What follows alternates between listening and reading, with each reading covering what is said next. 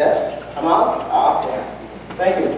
Well, it's a privilege being here. Thanks for having us. And hopefully today we'll have some perspective on biblical wisdom about money.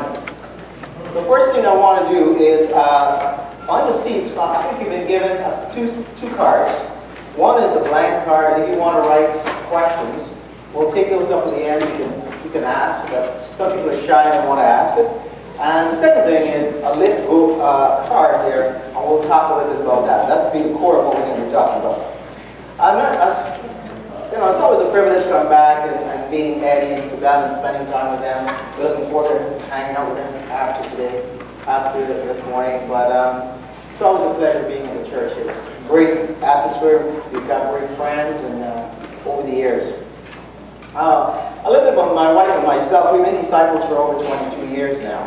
And I'm the managing partner for an accounting firm called ENT. We've got two offices, one in Mississauga and one in Toronto. And apart from being a professional accountant, I'm a trust and estate practitioner along with being a financial planner. However, one of the designations I want to talk about is a Certified Kingdom Advisor, which is a CKA. Now that's given out by a group called Kingdom Advisors in the United States. And they're focused on financial professionals, such as accountants and tax lawyers and financial planners, to help them get focused on helping our clients understand how to deal with the money from a spiritual standpoint of our business investments. So the reason I bring that up is because I would really like to thank Kingdom Advisors, which I have to do. They've allowed us to print the card that you have in your hand at no cost. So they've given that to allow us to use that chart. And I also like to thank my awesome wife. I mean, what you see up here, she's put it all together. You like the pictures, you like everything, she has done it all. And so she's done a terrific job. I'm not sure. Nah, that's okay. I'm going to use this. Thanks for it. I'm just here.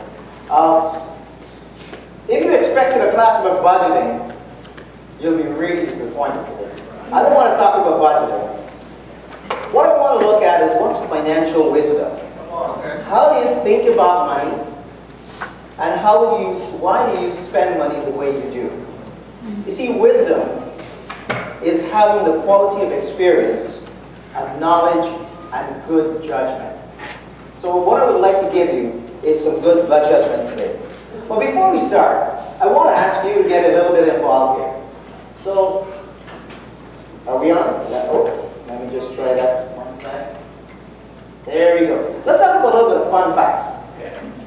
The first thing I want to ask you, as Christians, we all agree that grace is one of the foundation things about what we believe. One of it is grace, right? Yeah. So God speaks a lot about grace. How many times do you think God spoke about grace in the Bible? Just give me a number. Just guess. How much? 500? 50. 50. Let's go. God spoke about it about 130 times in the Bible. That's grace. Now the next thing you want to look at is faith. Now faith, that's got to be a lot more, right? How many times do you think God spoke about faith? 200. 200. 300. Somebody said 200. That's pretty close. 250 times. All right. So we're getting a little bit better, all right? So God says, above all else, we got to love, right? So love. How many times do you think God speaks about love in the Bible? 752. 752. 1,000. 500 times. 500 times. These are important stuff, right? How about money? Do you think God talks about that? What do you think? How many times do you think God spoke about money in the Bible? Pardon? 1,100? 1,200? 1,350. This is going to blow your socks off. Over 2,350 times God speaks about money. God speaks about money over 2,300 times. Do you know why? Because money is a great revealer of our hearts. Money is a great revealer of our hearts. See, Matthew 6:21 says, "For where your treasure is, there your heart will be also." You see, 1 Timothy says, Those who want to get rich fall into temptation and trap. And many foolish and harmful desires that plunge people into ruin and destruction. For the love of money is the root of all kinds of evil. People eager for money have wandered from the faith and have pierced themselves with many griefs. You've seen it, I've seen it in our times in the church. People that go after just the money tend to leave God a lot. This is a fact. It determines, you see, what we believe determines what we do. Okay? What we believe determines what we do. There we go. What we believe determines what we do. God said this back in Proverbs 4, it says, be careful. Be very careful what you think, because your life is shaped by your thoughts. As far as the Kingdom Advisors I just mentioned to you, I lead a study group. And one of the study group that we're doing right now, we're reading a book by an awesome man named Dr. Ken Boa. Now, Ken Boa writes phenomenal books. And one of the books he written is Life in the Presence of God. And what he talks about is something called neuropathy or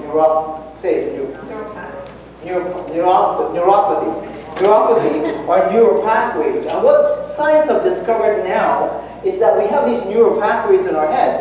And the things that we think about most and we do that, that's what we end up doing and becoming. God said it thousands of years before. So we know where we're at. We know that our Bible has the answers. So, big life questions. Questions like, do I retire? How do I save for university? How do I get out of debt? How do I take advantage of the economy? These are all questions people ask, but these are the questions at the tip of the iceberg. You see, what lies below the iceberg is that the biblical wisdom that lies below the waterline that really answers all those questions. And today, hopefully, my goal is that we'll be able to understand God's wisdom about that. So God's wisdom. God's wisdom, it applies to our money, it applies to our heart, and it's tied to our financial struggles and victories. See, God's Word applies to every part of our life. Every beneficial scripture that you found, any beneficial wisdom that you hear out there today is founded in the Scriptures. Yeah. So, what are we going to talk about today? We want to talk about a few things. I want to talk about who owns it and the biblical worldview. We'll talk a little bit about that. And Eddie's starting this talk today about talking about perspective. I want to talk a little bit about perspective too, about money and what God thinks. I want to talk about some 5 money principles, which are 5 habits that are biblically based. I want to talk about the only 5 things that you can do with money. And you'd be interesting, right? You think there's a lot of things we can do with money. But I'll show you today there's only 5 things. 5 simultaneous things that competes for our money. And we'll talk about an example, but I think I may not be able to do it because of the structure of this. But anyway, one of the things that we need to understand is worldview. What is worldview? When I saw this, I wanted to understand what it is.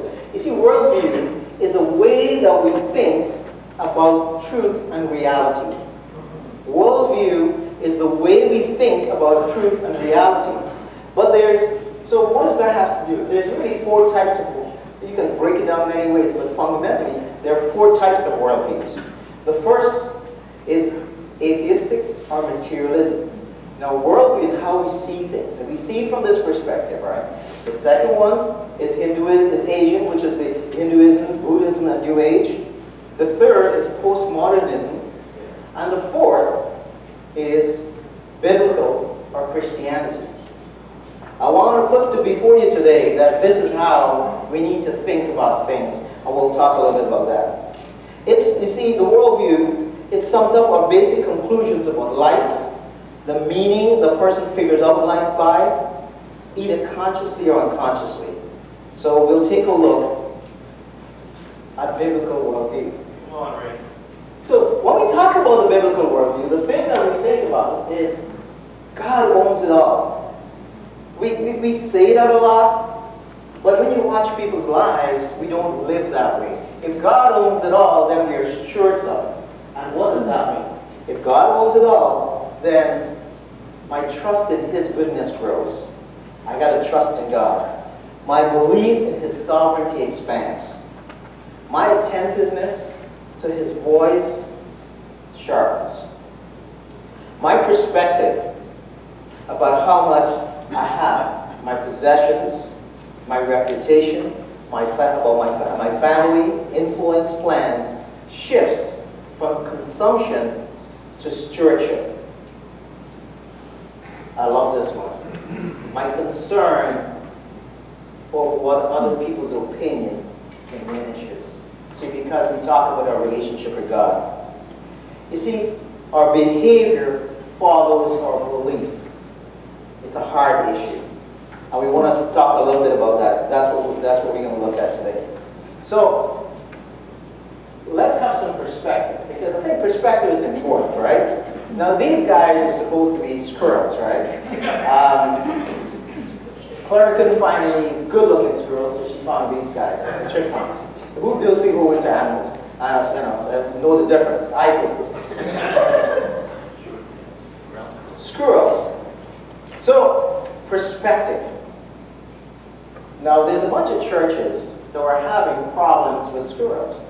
A lot of, and so the Presbyterian Church, they called a meeting to decide what to do about the squirrel infestations. After much prayer and consideration, they concluded that the squirrels were predestined to be there, and it shouldn't interfere with God's divine will. At the Baptist Church, the squirrels had taken an interest in the baptistry. The deacons met and decided to put a water slide in the baptistry and let them drown themselves every time they went down. You see, the squirrels liked the water slide and unfortunately knew instinctively how to swim, so twice as many squirrels came the next week. Perspective. The Lutheran Church decided that they were not in a position to harm any of God's creatures. So they humanely trapped all the squirrels and set them free near the Baptist church. And 2 weeks later, they all came back when the Baptists closed the water slide. You see, the Catholic Church, they had the same issue. So they decided, they came up with a very creative strategy. They baptized the squirrels and consecrate them as members. Now you see, now they only see them at Christmas and Easter.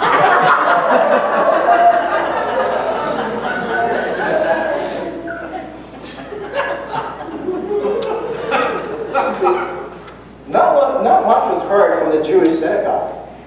They took the first squirrel they found and they circumcised them. They haven't seen any since. That's about perspective, how we see things.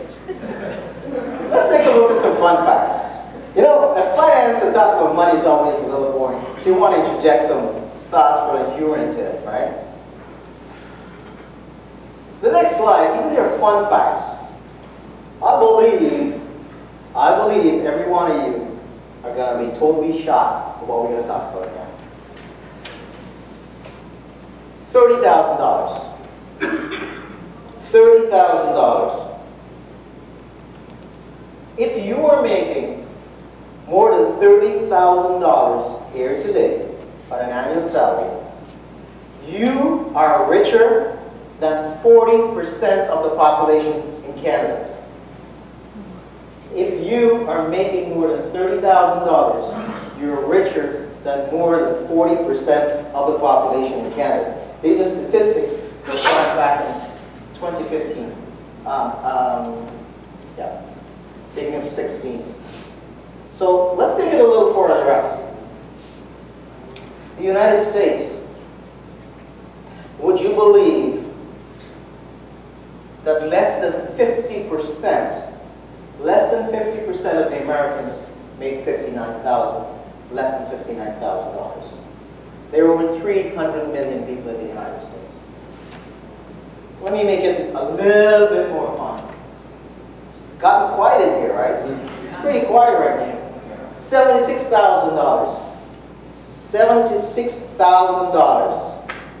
If you made more than $76,000, would you believe you're richer than 98% of the population in the world? 98% of the population in the world. That's where we live. And that's the kind of earning power that we have. That's the blessings that we have. What are we going to do with that money? I know we all make more than these, right? We're going to talk about some habits. Let's learn about some habits, how we can make a difference with the money that we have. The first habit, you're going to think this is very simple. It is. But I want to talk to you about it today. The first habit is spend less than you earn. You see, every success in your financial life depends on this habit. You see, our tendency is we want some more money, so we'll go get a second job. But when you do get a second job, it prevents you from doing the thing that God wants you to do. You've been equipped with talents and ability that God wants you to use for His glory. But we need to make a living, so we need to balance those out. You see, Luke 12:15 says, "Be careful to guard yourselves from every kind of greed." See, life is not about a lot of material possessions. See, if we don't live within our means, we can't accomplish our desires in other plans or financial areas. Or we can't have the flexibility to pursue goals and objectives that God has given us. And God has given us lots of them. Second habit, avoid debt. You see, debt always mortgages the future. Debt always mortgages the future. Proverbs 22:7 says, "The rich rule over the poor, and the borrower is a slave to the lender." Psalm 37:21 says, "The wicked borrow, do not repay, but the righteous gives generously." When we rely on debt to ease today's financial load, we are borrowing from tomorrow, robbing it of its flexibility and availability. Let me tell you a little story here about repaying debt. People ask about bankruptcy and all that kind of stuff. Let me give you a perspective. There's two brothers called Walt and Ralph Malone. They were Christians. Their father brought them up to be really good Christians. When their father passed away, they inherited the company called the Correct Craft Boating Company. Very successful company. What happened was that due to some dishonesty of the employees, the company had to go into bankruptcy. As a result of the bankruptcy, 80% of their debt were forgiven. 80% of the debt was legally canceled. They no longer had the legal requirement to pay the debt. Walt and Ralph had Christian values instilled in them. What they decided to do, they lived in tents with their family, tents and small houses for the next 18 years of their lives. And in order to repay every penny to the 228 people they owed money to. Even though they had no legal requirement to repay them, they did that. You see, the debt was canceled, but they still repaid it. And the hardest thing that we need to comprehend about this is when they repaid this debt, they repaid it with after-tax dollars, because on a company you get a deduction when you repay stuff. But if you don't owe the debt legally, you have to take money out of your pocket to repay it. So they had to pay taxes on it, so it cost them twice as much. Today, they're the largest privately owned successful boating company in the world. And I think I read and followed up on them, they just sold it. I think they've just sold it. You see, the Globe and Mail in 2015 says, Canadian household debt burden is at record high. Stats Canada says that more than half of the Canadians now live from paycheck to paycheck. Why does that happen? We'll talk a little bit about that.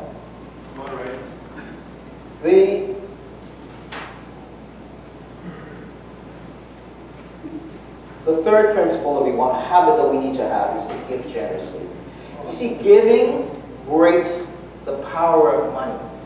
Giving always breaks the power of money.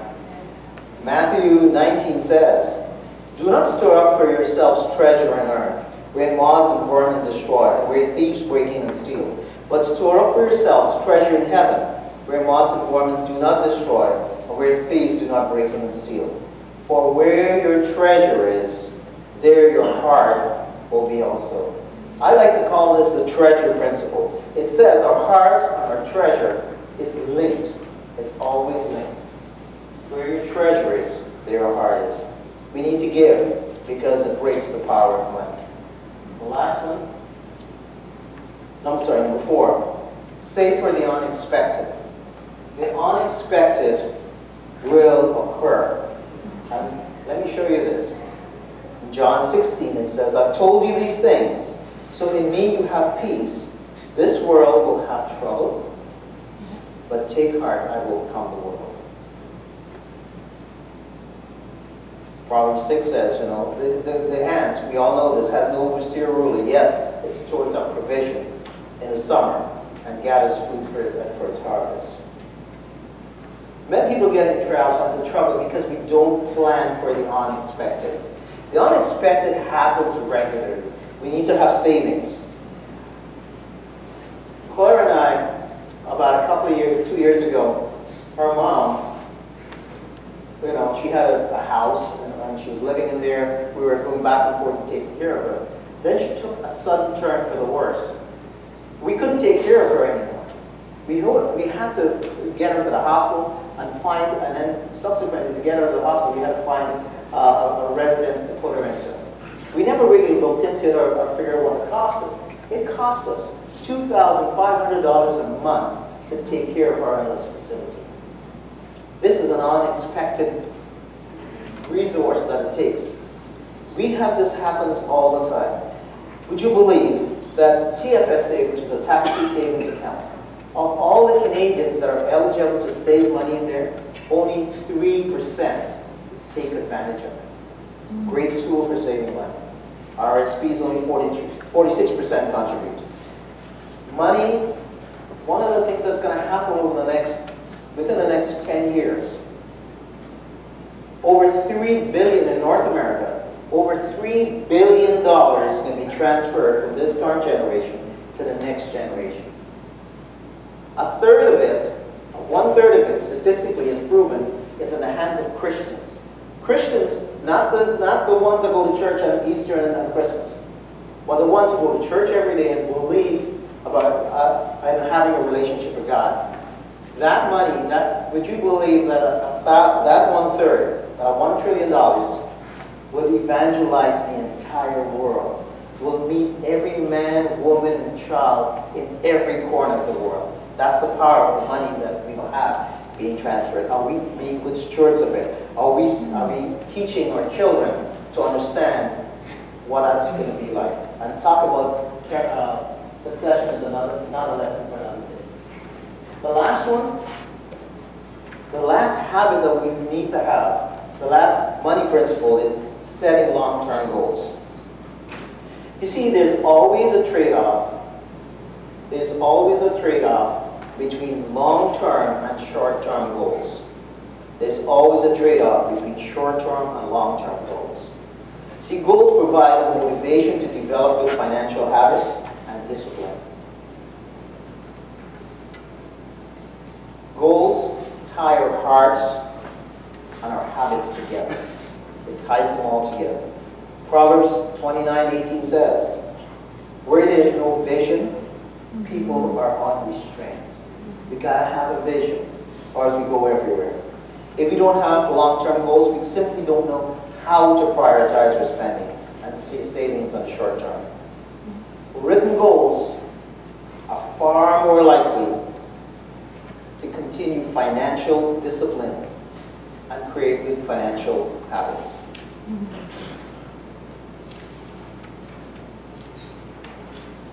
So let's recap. Spend less than you earn. Every success in your financial life depends on this habit. 2, avoid debt. Debt always mortgages the future. 3, give generously. Giving breaks the power of money. 4, save for the unexpected. The unexpected will occur. And 5, set long-term goals. Because if we don't have long-term goals, we simply wouldn't know how to prioritize our spending in the short term. Now for the practicals. Okay, so we've talked about the principles. We'll talk about the practicals. And one of the things I promised you, I'll show you there's only 5 uses of money. The thing about it is that we only have one pie. Think of all our money as one pie. Some of us has smaller pies, some of us has bigger pies. Now Bill Gates, he has a huge pie, right? So we won't talk about his pie. But we have different sizes of pies. We can slice it any way you want. That's entirely up to you. How do you slice the pie? But there's only 5 ways you can slice the pie. And we'll talk a little bit about that. But the first thing, before we talk about it, let's talk about this pie that we have. If we really truly understand a biblical worldview, we understand that God owns it all. That's the perspective which you have. Because Psalm 24 says, the earth and everything in it, the world and all its inhabitants belong to the Lord. Psalm 50 says, if I were hungry, I would not tell you, for the world is mine and all it contains. So, the first thing we use our money for is to live. Balancing the provision and protection. God's protection and my responsibility to provide. So the question is, how much is enough? This living wedge is the biggest piece of our pie. It's the biggest thing that we do with our money. This is where the rubber meets the road about financial decision making. In order to spend consistently less, we need to learn how to make wise decisions. So how are we going to learn how to make wise decisions? The way we're going to learn is we're going to go to the book of 1 Timothy.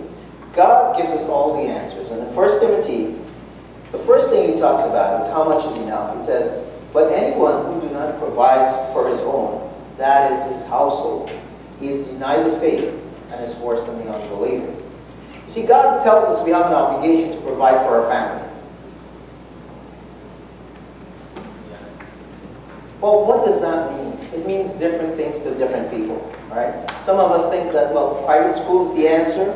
Some of us think I got a faster car is the answer.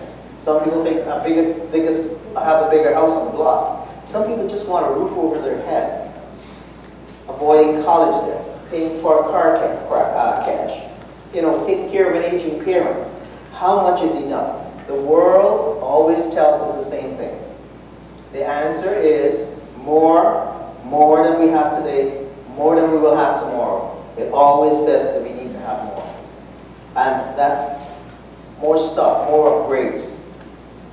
But we'll talk a little bit more about this. The thing that drives it, in Timothy, it talks about contentment.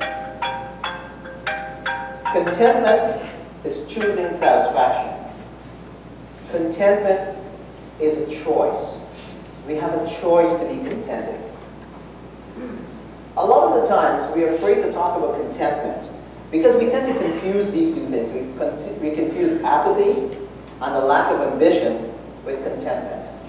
You see, apathy, the dictionary simply says it's an absence or suppression of passion, emotions, excitement, or lack of interest. We see people being lazy and getting to a state of apathy. That's not contentment. The other thing about ambition is the desire for achievement on something of distribution. See, God has blessed us internally with a desire to achieve, to do things. He's given us talents and ability to bless us for our lives and for His glory. And we need to figure that out. 1 Timothy 6:10 says, a godly life brings huge profits to who are contented with what they have. We didn't bring anything into the world, and we can't take anything out of it. As long as we have food and clothes, we should be satisfied. 1 Timothy, all of this is there. I want to share a little story that I found. I don't know how many of you know her. Her name is Tori Spelling. Her father was a man named Aaron Spelling. Aaron Spelling, for those who are a little older, would know TV series such as Charlie's Angels, Beverly Hills, 90210, Dynasty, and Love Boat. Some of them I don't know. Aaron Spelling had a net worth of $500 million when he died. He was one of the most successful TV producers there was. He had 2 children. Tori is one of them. They lived and grew up in a mansion that had 123 bedrooms. I can't fathom it. 123 bedrooms. They had 2 rooms in the house that was just set aside for wrapping gifts. I don't understand it, but that's what they say, right? The reason why I bring this up is that recently she owed a tax bill of almost $1 million, and the IRS was after her. And we get these in our professional accounting stuff. We see all this stuff of people who owe horrendous taxes and the efforts they make to collect it. She owed over $1 million, almost $1 million in taxes. Here's what she had to say when she was interviewed. She says, "I grew up rich beyond anyone's dreams. Even when I try to embrace a simpler lifestyle, I can't seem to let go of my expensive taste. Perspective and contentment is a choice." Contentment is a choice. Philippians 4, Paul says, "I don't say this about me, for I have learned to be content in whatever circumstances I am. I know both how to have a little, and I know how to have a lot. In any and all circumstances, I've learned the secret of being content. Whether being well-fed or hungry, whether in abundance or in need, I'm able to do all things through Him who strengthens me." Contentment is a choice. The third thing that the book of 1 Timothy says that here's what we need to do. We need to enjoy what we have. This is part of our living again, right? We still talk about living. We need to enjoy what we have. 1 Timothy says, tell those, in chapter 6 says, tell those who have riches in the world not to be arrogant and not to place their confidence in anything as uncertain as riches. Instead, they should place their confidence in God, who richly provides us with everything to enjoy. Tell them to do good, to do lots of good things, to be generous and to share. You see, we should be grateful to enjoy the gifts that we've been given, both material and non-material. One of the pleasures of being God's children is being able to enjoy the blessings that He's given to us, the things that we've been given. Sometimes we get so focused on solving all the anxieties of life that we completely miss the chance to enjoy God's provision. But we need to enjoy what God has given us. He wants us to.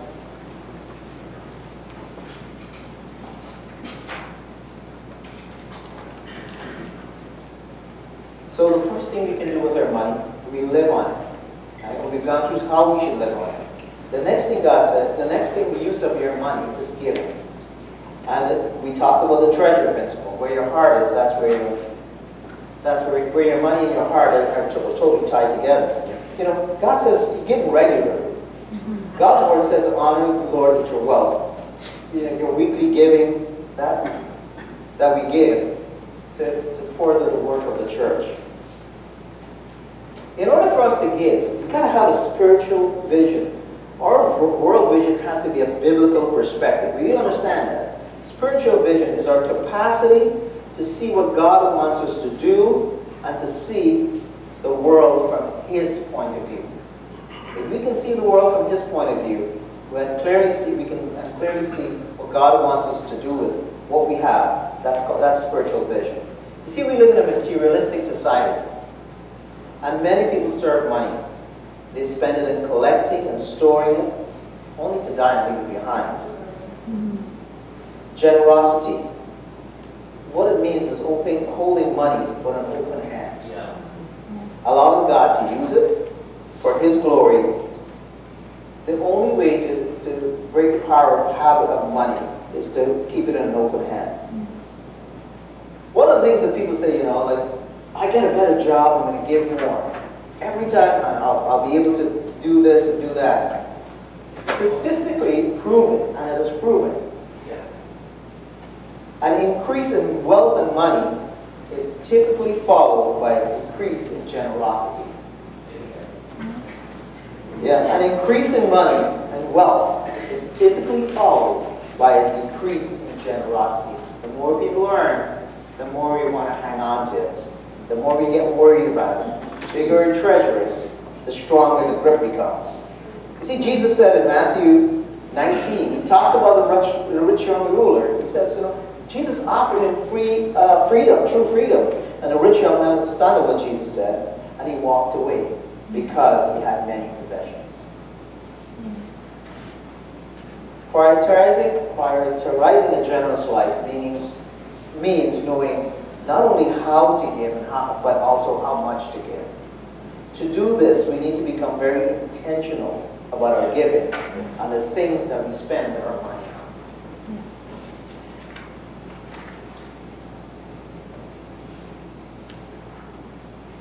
The treasure principle. We talked about that, right? The first thing we do with our money, we live on it. The second thing we do is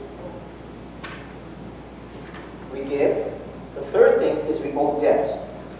And debt, I said that before, avoid debt because it always mortgages the future. See, debt is always a symptom of something else. And in my years of practice, I've been in practice for over 35, almost 40 years, okay. All right, maybe let's stay at 35 years. But what I found is every time we did some debt counseling with people and we try to help them, it's not the debt that's the problem. It's the symptom of something else. Here's what the something else we've statistically has proven to be. First, it could be a lack of contentment. And we just talked about contentment. We're never contented with what we have. We always want a bigger house, a big faster car, a nicer car. The commercial says to me, hey, your car is 2014. Time to change it. You got to get a 2018. It's 4 years old. There's nothing wrong with it, right? So we need to understand what contentment is. First thing it indicates is a lack of contentment. The second the thing that debt reveals, it's a lack of self-discipline or pride. The third, debt is motivated by a desire to be accepted. We always spend money on things that we don't want to impress people we don't even know. Right? It can be the fourth thing is, and these statistically says, it can be a symptom of short-term thinking rather than long-term planning. We're always reacting. We're not planning. You see, once you've identified which is the root of your problem, it's very simple to put in. When we identify what's causing people to get into debt, we help them put a plan into place to fix it. Debt enslaves us. And like we talked about before, debt must be repaid, right? Proverbs 22 says, don't be one of those who enter into agreements and put up security for loans. If you have no money to pay, even your bed will be taken from under you. Now the Bible doesn't say we shouldn't borrow money. It doesn't say that. It just says we should borrow wisely. When we borrow, we got to keep up with the payments. We got to make sure we're able to pay it. It's got so bad that the government had to put in legislation to stop people, to help people go, yeah, if you go to qualify for a mortgage today, the banks has to qualify you for 2% higher than what the current interest rate is. This is to stop all the stuff that's going on. People aren't being very careful with money. See, debt costs us. When we choose debt, we always place an undue burden on the future. Okay. Let me say that again. When we choose debt, we place an undue burden on the future because we assume that the future is going to be there. And James 4:14 says, why? You don't even know what's going to happen tomorrow. What is your life? You are just a mist that appears for a little while, and then we're gone. So let me give you an example of a debt, because sometimes I like this example. It's called a rule of 72. Some of you may know it. The rule of 72 simply says, if we take the number 72 and you divide it by the interest rate, it will tell you a fun number. Let me give you an example. Credit card interest runs from about 16 to 22%. Let's take, for ease of calculation, let's say our credit card interest is 20% today. And we went out and we bought a television for $1,000. So that television today costs us $1,000. Our interest rate is 20%. If we don't pay that credit card debt off, if we take 72 and divide by the number 20, we get approximately 3.5. So in 3.5 years, you know what happens? That $1,000 television costs you $2,000. Your debt will double. So the rule of 72 tells you when your debt is going to be doubled. So you take the 72 and divide by the current interest rate you pay, and it tells you, if you don't pay that debt off, it costs you twice as much. So debt. Now this is the one I get a lot of feedback on. You know, a lot of people going, "Ear, pay your taxes." I mean, I get this every tax season. Everybody comes in. Why do I have to pay taxes? Taxes are actually symptomatic of God's provision. You see, resentment is one of the things we get about this, but taxes are actually symptomatic of God's provision. The more taxes you pay, that means God has blessed you with more money. Trust me, if you have no taxes to pay, you have no money. Alright? And, you know, Mark 12, Jesus simply says this, give back to Caesar the things that are Caesar's, and to God the things that are God's. One of the challenges that I have, and a lot of us have, is we have some interiors going to the elections. We've got bad, worse, and I'm not sure what it is, right? We don't know what to do. We thought we knew what to do, and now 2 weeks before the election, we don't know what to do. We're struggling in who should we elect? The federal government, I have a lot of issues with what the federal government has done with a lot of things that have been snuck through. We're really disappointed what leaders of the government. So what does that mean to us? We should pay our taxes then. You know what God says? Let's go. The Bible always gives us the answer, right? Come on, right? Remember, Paul, when he wrote to the Corinthians back then, and the Romans were really beating up on the Christians, right? But here's what Paul says in Romans 13. He says, this is why you pay taxes. This is why you pay taxes, Paul says. For the authorities are God's servants, who give their full time to government. He didn't say they're good or bad or whatever. That's what they do. He says, give to everyone what you owe them. If you owe taxes, pay taxes. Not if you like the government, not if you like it, but we should pay our taxes. And we should be joyful about it. If it's revenue, then revenue. If it's respect, then respect. If it's honor, then honor. See, we're blessed to be living in Canada. We've got a country that we really don't understand how blessed we are. And sometimes I love the fact that I get a chance to talk to people that gives me some perspective sometimes. We have in Toronto, there's this Mexican couple with 2 kids who came to Toronto and they migrated. And we were at a house church one time. I had the opportunity to chat with him.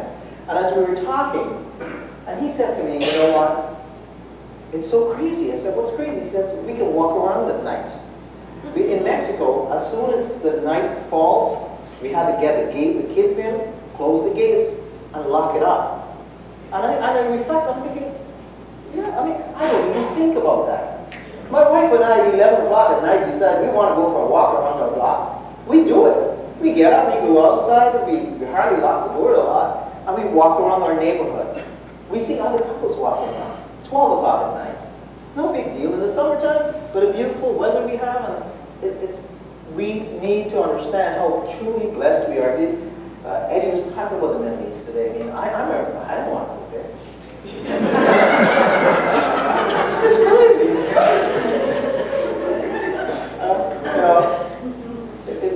God has really laid on my wife's and our hearts to really help the Caribbean. I was born in Guyana, and we want to make a difference in Guyana. And in the whole Caribbean, the church is one of the most neglected regions in the world as far as money is concerned. And evangelism and missionaries and help, excepting in Haiti, where countries where they have a lot of disasters. I was talking to her and I said, "This is what I believe God wants me to do." I don't want to go there. It's crazy. Well, I'm not gonna. It's too unsafe. We look at the countries we don't want to go. So we've got to understand taxes. We pay it. It's a symptomatic of God's provision. God expects us to do that. Growing our savings. Savings is a good thing as long as we don't hoard money. And in Luke chapter 12, Jesus tells a story of a rich man who decided to store things up for himself, right? You know what God called that man? Called him a fool. In Luke 12:20, God said to him, "You fool, I will demand your life tonight. Who knows who will get what you've accumulated?" That's how a person who has material riches but is not rich in his relationship to God. We need to understand, and we need to figure out, how do we figure out the difference between savings like the ant and hoarding like the fool? How do we balance that? And that's spiritual wisdom. We have to set long-term goals because there's always a trade-off between short-term goals and long-term goals. Proverbs 12:21 says,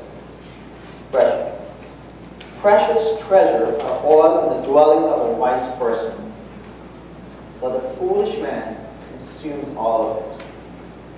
See, when we tend towards consumerism, we let our appetite for stuff takes over. We've effectively forsaken biblical wisdom and joined the ranks of the foolish. So we've got to understand that we need to put our money, we need to save, put aside some money for a rainy day, TFSAs, so we can afford to give. The pie is only so big. The pie is, that's it. And depending on how we slice it, I don't have my example to show, but if we cut this, guess what happens to this? It goes bigger, right? If you cut this down, this goes bigger. If you cut this down, this goes bigger. So you can only, your sizes make a difference. What I wanted you to do on the card, I thought it'd be good for us to get a perspective on to take away with this, right? So on the back of the cards that you have, if you go back, you just file your tax returns. I'd like you to pull your tax returns out and pull out some numbers. I've given you the line numbers. Take last year's income, and it goes on line 150. And that shows you your total income that you've made. Your taxes that you've paid is on line 435. Put that on there. How much you give to all charity is on there on line 5 of Schedule 9. Or you can add up your donation receipts. You can find your debt statements, your credit cards, line of credit, student loans. Remember, mortgage payments is not debt, it's part of living expense. And you put all that together. Then you can see what that is. Then you can find how much money you contributed this year to TFSAs or RSP or investments. You put that on there. And the difference is what you live on. And take a look at those percentages. Are you happy with it? I had an Excel spreadsheet I could pop up, but I couldn't get it to figure out what these guys, how to figure that out. So, and I was showing you some numbers, how it changes the size of the pie, different sections of it. But it's a good exercise to really figure out. I mean, people ask me, so how much should I spend on mortgage? Well, the number is about 35, maybe 30% is ideal, 40 is terrible. So anywhere between there, 35%, right? So how much you spend, how much you give to God, how much you save for a long term, for a rainy day, is entirely up to you. But the way you're going to do it is by thinking about how God wants you to do it. Thinking about how God wants you to do it. That is it for me. Hope it has been beneficial. Yeah. So if you want questions, write them down, or you can ask. If you don't, if you feel it, if you like to write them, that's fine. If you want to ask questions. I have my beautiful wife here. She'll bring the cards up and probably answer the questions too. So, questions? Anybody want to do that? We can do. I think I'm on time, so. You're on time. On time. Oh. About 15 minutes or so. Oh, good. Questions? No? What kind of advice do you give people like their dad when you're trying to give and balance everything right now? Where do you kind of tell them what are some of the first steps we should do? Because we're all dad, most of us are dad. We don't want to kind of compromise in our giving, but what kind of advice do you give? Well, first off, the strategy is you want to learn how to pay down your debt. So you want to get to the strategy, you want to look at the ones that carries the highest interest rates, and you want to start attacking those too. So maybe on a short-term basis, you attack those, and once that's come down a bit, you'll be able to start giving. But we need to give, all right? Because God expects us to do that, so we want to be able to give. So we may not be able to give as much as we want to right now. So we give as much as we can, and try and work on bringing the debts down. And then understand the reason why you're having debt too, right? So because we need to change those habits, or else a year from now we're back in the same spot. Yeah. So it's changing the habits. Any other questions? Oh. My company has a retirement savings plan that they put 50 cents for $1 every time. Yes. Would that still be better than a PFA? I would start with that first. Yeah. Absolutely. If you have extra, then do TFSA. But if they're going to do that, that's money they're giving to you. I would absolutely take it. Yes. So I would start from my Yeah. Take the maximum. Absolutely. Yeah. Question?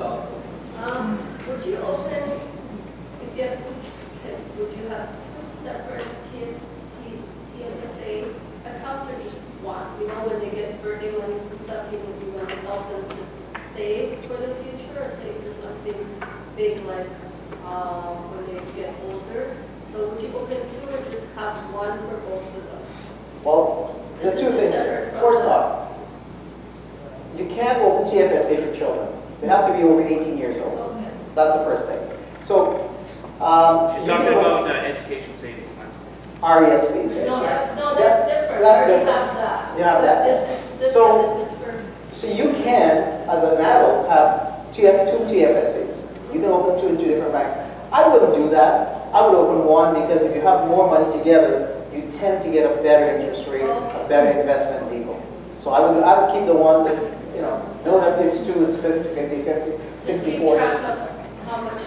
Each of them have? Do I Yeah. keep track of how much they add, or do I just let them freely, this is what we're doing, and they freely put their money in it? Okay, so if you want to teach them, that's a different story. What I would do if you want to teach them, I would open a little savings account for them in trust with them. Okay. So they would have their own, and they would contribute, and that's what we did with our kids.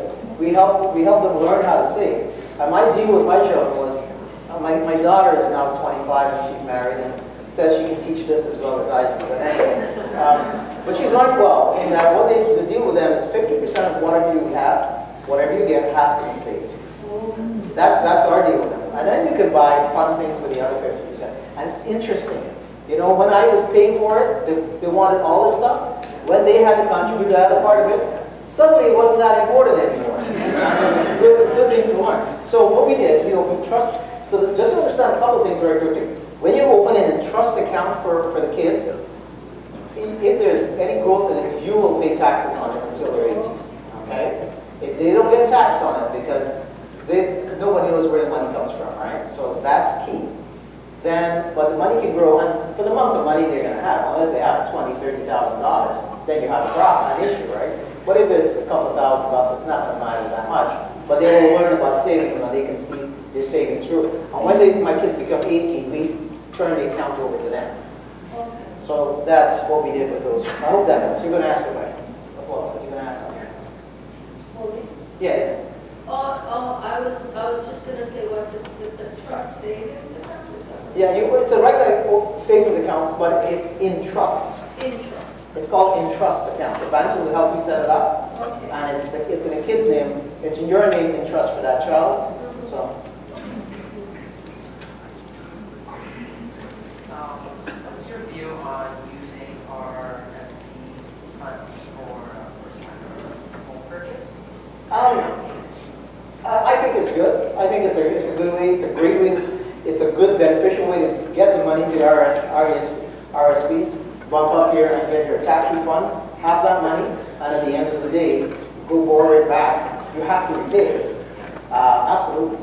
Does it increase your income when you transfer it to a home payment or? No. It's just a borrowing. You're borrowing for yourself. That's it? Going once? The other one? Okay. Oh, all right. Terrible question. No, there's no more terrible question. What is the spiritual value in playing the lottery? Playing the lottery. It's spiritually There's some scriptures on that question. And I'm trying to think what the scripture. I just looked it up once. Let me think about that. Let me think about that. I will get back. I will get Eddie the answer, and Eddie will get it to you. Let me think about that. One more. What's kind of the, I guess, boundary or guideline saving for retirement versus hoarding money? Well, that's an individual thing. I mean, and that's where you need to figure that out, right? Because for each one of us, that's different. It depends on your lifestyle, right? You know, some financial planners tell you need a couple $1 million to retire. That's not true, right? It's looking at what your retirement will look like, what do you plan on doing with retirement? For example, for us, as we get close to where wants to retire, we're spending our money to go to the Caribbean to help the Caribbean. That's what's on our heart, and we want to do that. So we got to make sure we have enough money to do that, right? Plus pay our bills and that kind of stuff. So we need to know what our lifestyle is and where do we want to be, right? So if you decide to go live in a third world country, you probably don't need a lot of money. So that's the balance. And then how much you're going to give to the next generation, right? You want to make sure our kids are taken care of, right? And one of the things I'll say to you very quickly, I'm writing something on this, is that we can love our children equally, but we don't have to give to them equally. We can love our children equally, but we don't have to give to them equally. Because it depends on where they do it. It is something to think about. Yes. I still don't have the answer to a lot of I don't know what my personal beliefs are, but I would like, you know, I think there's things about chances, and I believe there's some stuff on it. That's okay, wait. The other question. Let's do the pie chart that we have over there. For people who have parents and family, you know, outside of Canada, and relatives who once in a while will call you and say, hey, I have a problem. Yes. Sometime in my past, there's been a huge conflict between my contribution, between the other side of the pie. Oh, yeah. The half side, you know, the 50% is living. Yeah. The other side of the pie, right? Yes. Where do those people fall? You want to come up here? You want to answer that? This is a good question. Yeah, well, yeah. Oh, come on up. Oh, my wife says she has some thoughts.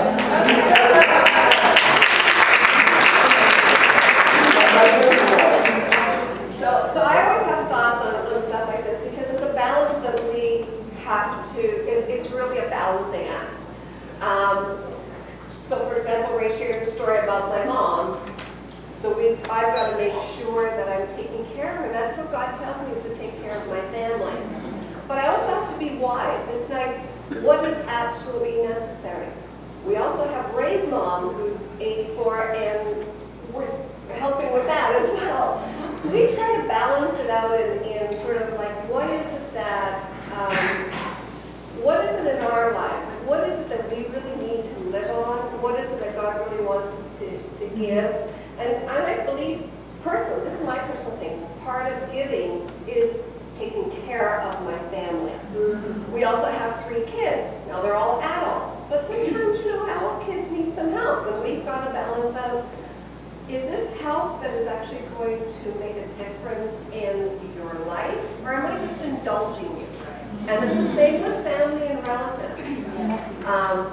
It's not unusual for us to have gotten requests in the past, even from disciples, to say, we really need this help. And we're like, wait a minute.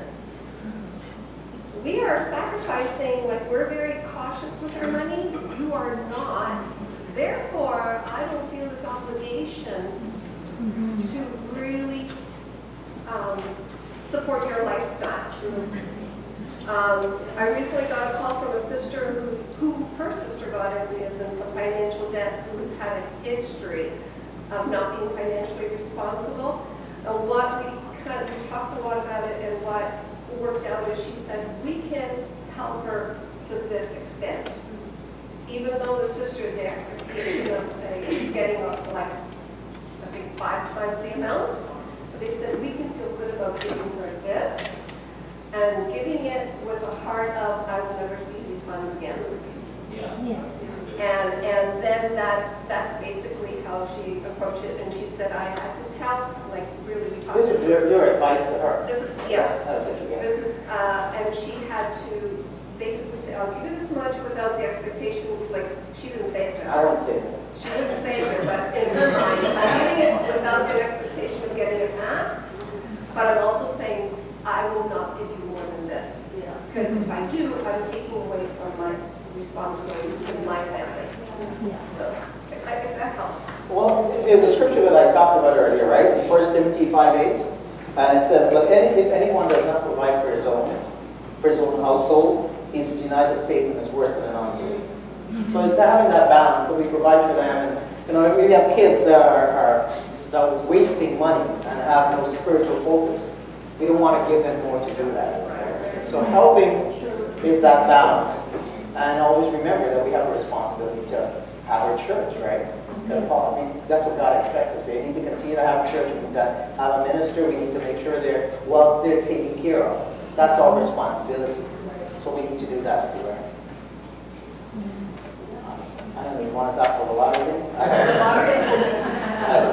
Well, see, okay, I'm married to an accountant, right? So anything that kind of is kind of a lost cause. I understand the statistics of playing the lottery. I'm more apt to get hit by lightning, of which I really don't want to get hit by lightning. So the statistics of winning the lottery, will I buy a ticket every once in a while for fun? Yes. Will I go gambling in the casino? No, because I know I'm going to, you know. So I think it's just a balance. If you're doing it for, like, hey, I'll buy a lottery ticket and see what happens, I don't see harm in it. But if you're actually buying every week where you're kind of focused on that, I think that you're focused on the money. You're not focused on anything else. Because more than likely, most of us in here will never see any winnings of anything. Thanks. But I'm still going to, I think, any other questions? I'm consistent, not the big thing.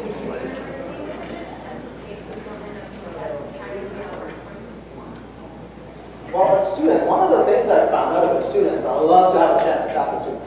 First off, you got to understand what credit card is, what interest rate is. Some students don't understand what a minimum payment. They figure that's the actual payment. It isn't, right? And there's interest on it. So as a student, what you want to be able to do is be wise with your money. A lot of the principles we talked about today. Understand how much you need to save, and have to work a summer job or whatever you need, and put aside money for it. It's the planning aspect of it, right? If your parents have put together TFSA on education and savings, some of that money will come in. So it's being wise. It's all the things that we talked about today, making sure that we give to God our time and some of our money, but at the same time we put aside what we need to do, save for it. don't expect to come out with student loans that are astronomical, right? The more you can contribute to it, the wiser you are. I see kids go to school today where they go, oh, that's fine. Glad you I'm going to just take student loans to the X number of dollars, and then when they finish, I'll go, whoa, I didn't realize I had to repay the government, right? But it's a debt. So when you get into debt, we need to think about it, right? It's planning, it's understanding contentment.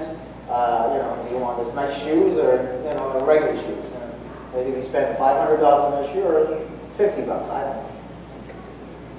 Does that help? Do you have any one? I think also with our kids, what we had to help them understand is here's the cost of university fees, here's the cost of living residence, here's the cost, and basically saying this is where, as parents, this is what we can help you with, and then the rest is up to you. So if you want to go live in residence and you want to rack up student loan, just understand you're going to have the responsibility of paying it off. So we really tried to teach them how to think about it, and we find a lot of kids are opting to say live at home and travel and all that kind of stuff simply because they see that the student loan, the debt load is really high. So it's just really trying to understand the balance. What are you willing to live with? Any? Oh. How important would you say things like a life insurance card in that high? Life insurance? One of the things that we don't do well enough is understand what life insurance is. Life insurance is a good way to take care of our families and provision. So it's part of the growing part. Life insurance part, it's a savings in a way it's a protection.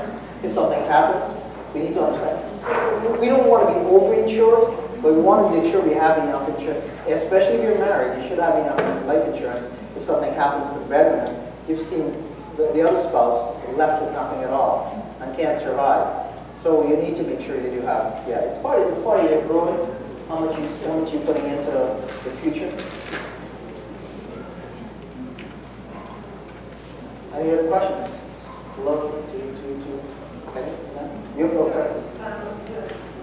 Wills? Oh, one of them, wills. Please make sure you have wills. I'm a trust and estate practitioner, and I just want to spare one to mention that, but wills are so important. If, as a single adult, you should have a will.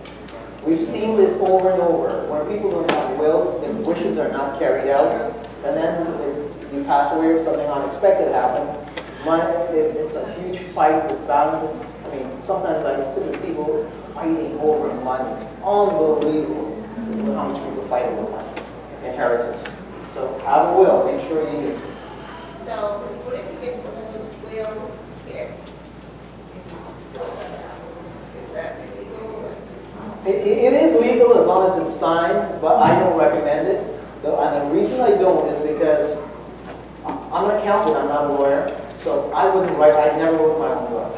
I want to make sure that if I want to do something different, the lawyer has written it, and he understands what has to happen. So writing a will we all tend to try to think we can do these things, but the will kit, I don't recommend it, but if you can't do the other thing, you spend $350 to get a lawyer to write up a will, then the will kit is the next best thing. Right? We got to wrap up because the kids are waiting for you, parents. Thank you, Ray.